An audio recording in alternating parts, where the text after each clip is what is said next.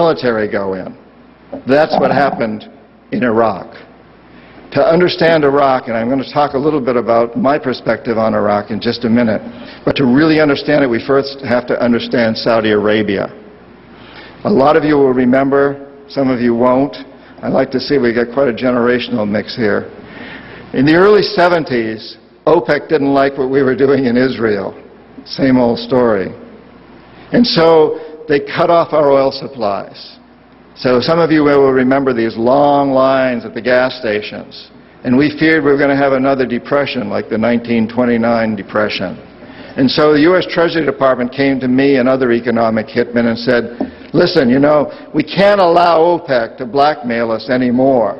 You guys got to come up with a plan so this will never happen again. We knew that that plan had to involve Saudi Arabia because it had more oil than anybody else, and it also, the House of Saud, the royal family, was corrupt and corruptible. The long version is explained in the book, but the short version of what we did, the deal we finally struck with the House of Saud, was a deal whereby they would return almost all the money they made from selling oil to the United States, invested in U.S. government securities. The U.S. Treasury Department would use the interest from those securities, which over the years has amounted to trillions of dollars, to hire U.S. companies to westernize Saudi Arabia, build petrochemical complexes, desalinization plants, whole cities out of the desert, McDonald's and all the other things that go along with our Western culture. The House of Saud would also agree to keep the price of oil within limits acceptable to the oil companies. Possibly not acceptable to you and me, but acceptable to the oil companies. And this is very, very important. They agree that they would never, ever sell oil for anything other than U.S. dollars. This happened in the early 70s, right after we'd gone off the gold standard because we were bankrupt, because we could not pay off our debts to European countries in gold. Nixon took us off the gold standard. And then we were stuck with a situation as why will anybody in the world use dollars? So very shortly we came up with this plan, which in essence put the dollar on the oil standard. You cannot buy oil on the world market for anything other than dollars. And that's very important to the corporatocracy. Our part of the bargain was we agreed to keep the House of Saud in power, in control. It was an amazing deal, the deal of the century. It was history-making, incredibly powerful deal that we struck with Saudi Arabia. And it's held. It's had some what the CIA calls blowback, unintended consequences. For example, one of the things that really pisses Osama bin Laden off is those McDonald's and those desalinization plants and those petrochemical complexes surrounding Medina and Mecca, the two most sacred sites in Islam. And it pisses off a lot of other Muslims in Indonesia and all over the world. There's been some blowback, but on the whole, the corporatocracy looked at this as an incredible success. I had done my job. We economic hitmen did a great job with that one. So we decided that Saddam Hussein ought to accept something very similar.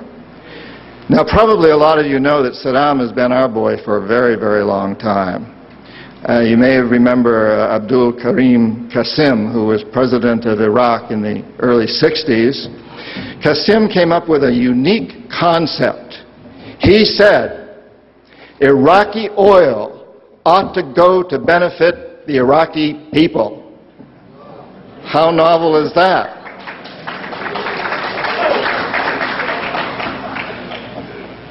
But we didn't like that very much. He began to tax the oil companies, particularly the British and some American companies, and threatened to nationalize our oil companies. And so we decided that Qasim had to go. The CIA sent in an assassination team. It was headed by a man who was still going through high school, an Iraqi citizen who was still going through high school. They riddled Qasim's car with bullets on the streets of Baghdad and missed him. The head of this assassination team was wounded and fled to Syria. His name was Saddam Hussein. He was a CIA agent in those days, an assassin for us. He failed. And so the CIA went directly, and this is all history, I'm not creating this. CIA went in and had Qasem publicly executed on Iraqi television. They put Saddam's cousin in charge. He became president of Iraq, and Saddam became vice president in charge of security. Eventually, as you know, he became president. He was our boy. He was our man. And so, and we sold him and gave him a lot of tanks. We built him Bechtel, built him big chemical. I ought to know, my father-in-law was chief architect at Bechtel. Built Saddam big chemical plants that were used, and we knew that they were used to make mustard gas and other chemical weapons that were being employed against the Kurds and later the Iranians. We knew this, but we sold him these things. And in the 1980s, we decided that Saddam Hussein ought to accept something similar to Saudi Arabia. It was such a successful deal, because after all, what we want to do is control the Middle East and control the oil in the Middle East. And incidentally, I'm going to get back to Iraq in just a moment. But for those of you who think that Israel is about creating a homeland for the Jewish people,